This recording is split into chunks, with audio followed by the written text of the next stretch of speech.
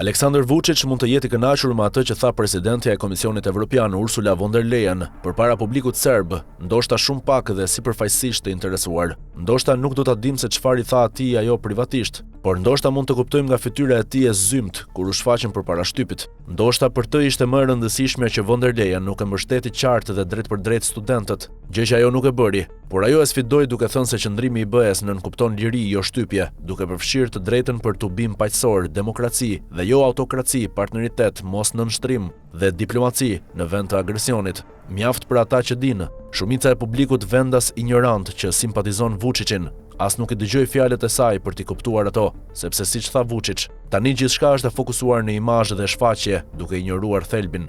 Dhe presidenti u dha mediave pro-regjimit material të mjaftueshëm për mesazhin që tha von der Leyen, se Serbia është kampioni i botës në demokraci, ku policia vepron minimalisht dhe vetëm si mjet i fundit. Gruaja e parë e KS kontribuoi me fjalë qetësuese se BE-ja është me Serbinë, se familjet serbe do të jenë të sigurta dhe se do të jenë ngrohtë gjatë dimrit. Këto janë fjalët që i kënaqin votuesit e progresivëve dhe për të cilat Vučić mund të jetë i kënaqur, sepse kjo është gjëja më e rëndësishme për të. Por publikun pro-evropian, aktualisht në pakic, është e rëndësishme që Vučić ta ketë qartë se Evropa mund të mbajë publikisht një shëndrim më të ashpër ndaj tij dhe ta vendosë atë të përballet me fatin e Tadićit me Merkelin në 2011. Ende nuk ka ardhur deri aty, por përmbajtja është e dukshme.